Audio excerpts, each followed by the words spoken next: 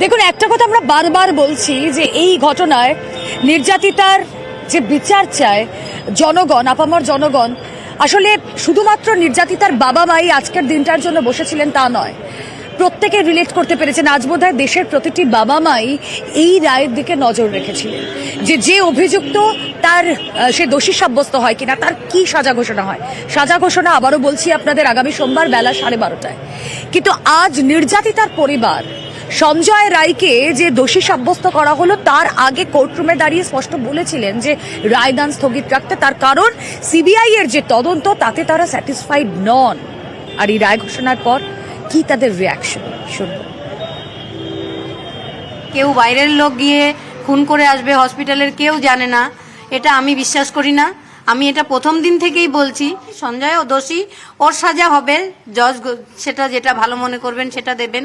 কিন্তু এই রায় নিয়ে আমার কোনো হতাশও জায়গা নেই, আশারও জায়গা নেই, খুশিও খুশি তো আমি কোনোদিনই আর হব না, কারণ আমার মেয়ের স্বপ্ন কিছুই পূরণ হয়নি। তার আগেই যারা তাকে মেরে ফেললো, কেন মেরে ফেললো, তাদের কি মোটিভ ছিল, আমার অনেক কোশ্চেন আছে। সব কোশ্চেন যেদিন আমি উত্তর পাবো সেদিন আমার মেয়ের আত্মাকে আমি শান্তি দিতে পারবো। ঘটনা ঘটেছে আমার মেয়ের সঙ্গে, এর সঙ্গে সঞ্জয় রায় তো অবশ্যই দোষী এবং সঞ্জয় রায়ের সঙ্গে আরও অনেকে যুক্ত ছিল। সিবিআই তদন্ত করে এই সমস্তগুলো বের করুক। দত্তপ্রমাণ বটের সঙ্গে অনেকে জড়িত আছে, তারাও কঠোর শাস্তি হোক, সঠিক বিচার। আমরা যারা যারা সঙ্গে যুক্ত সবাইকে সবাই শাস্তি হলেই তবে একটা কিছু আমরা পাবো। আরজিকর ধর্ষণ খুন মামলার রায় ঘোষণা শিয়ালদা আদালতে। শিয়ালদা আদালতের রায় ঘোষণা হলো আজ। দোষী সাব্যস্ত অভিযুক্ত সঞ্জয় রায়। ঘটনার দিন সঞ্জয়ের উপস্থিতি, পারিপার্শ্বিক তথ্য প্রমাণ, বায়োলজিক্যাল এভিডেন্স, ডিজিটাল এভিডেন্স সমস্ত কিছু খতিয়ে দেখে সিবিআই তদন্তেও একমাত্র অভিযুক্ত হিসেবে খাড়া করা হয় এই সঞ্জয় রায়কে। আর আজ আদালতে, শিয়ালদা আদালতে বিচারক অনির্বাণ দাস তিনি স্পষ্ট করে দিয়েছেন, তিনি আজ একেবারেই সামনে দাঁড়িয়ে সঞ্জয় রায়কে বলেছেন আপনার অপরাধ প্রমাণিত। তবে আজ আত্মপক্ষ সমর্থন করে সঞ্জয় রায় বেশ কিছু কথা সেখানে জানায়।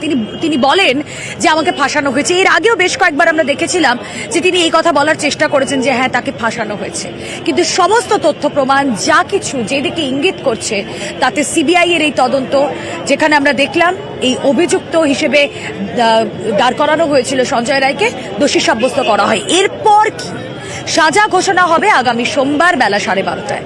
কিন্তু সাজা ঘোষণা হবে কি? সর্বোচ্চ সাজা মৃত্যুদণ্ড। তাই কি আগামী সোমবার ঘোষণা করা হবে শিয়ালদা আদালতে? নজর রয়েছে প্রত্যেকে।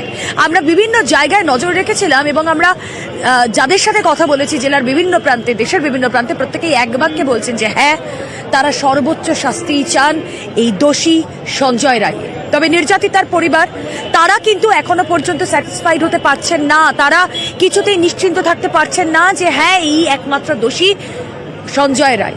তারা বলছেন ফাঁক ফোকর থেকে গিয়েছে, সঞ্জয়ও দোষী তারা বারবার বলছেন।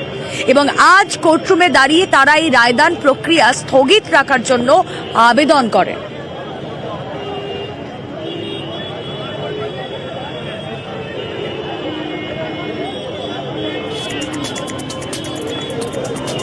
আরজিকর রায় নিয়ে কি বলছেন রাজনৈতিক নেতারা শুনবো।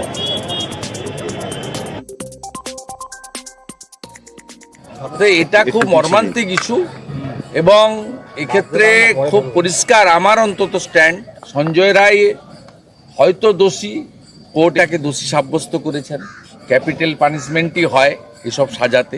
এটা একটা আংশিক বিচার এবং আমি মনে করি ইনভেস্টিগেটিং এজেন্সি, জুডিশিয়ারি তাদেরকে এটা দেখা উচিত। ডিএনএ রিপোর্ট এসছে, এটা একজনের দ্বারা হয়নি, ফরেন্সিকের যে রিপোর্ট এসছে তাতে ধস্তাধস্তির কোনো চিহ্ন নেই, পানিশমেন্ট ডিক্লেয়ার।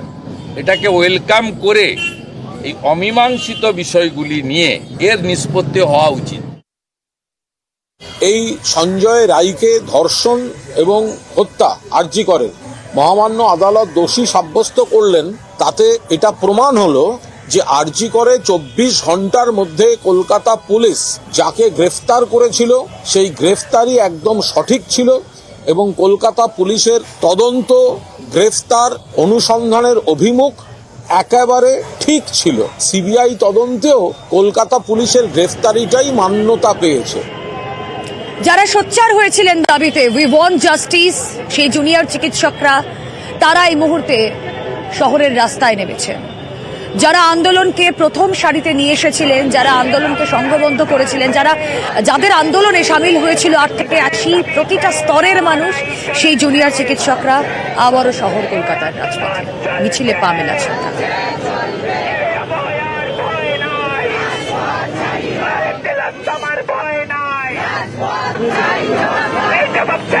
আন্দোলন চলছে,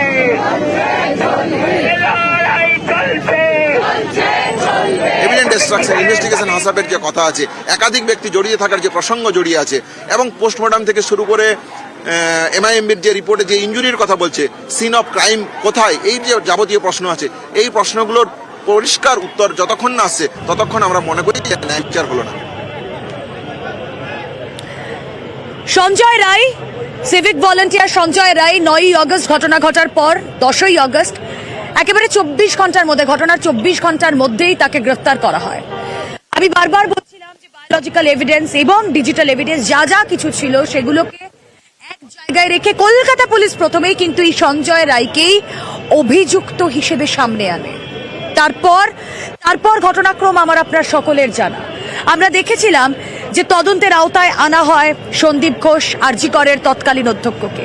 আমরা দেখেছিলাম তদন্তের আওতায় আনা হয় টালা থানার ওসি অভিজিৎ মণ্ডলকে, এবং ক্রমান্তরে সিবিআই তাদের বিরুদ্ধে কোনো প্রামাণ্য নথি না দিতে পারায় তাদের জামিন হয়ে যায়। তবে হ্যাঁ, এখনো পর্যন্ত সন্দীপ ঘোষ আরজি করের দুর্নীতি মামলায় জামিনে মুক্ত নন।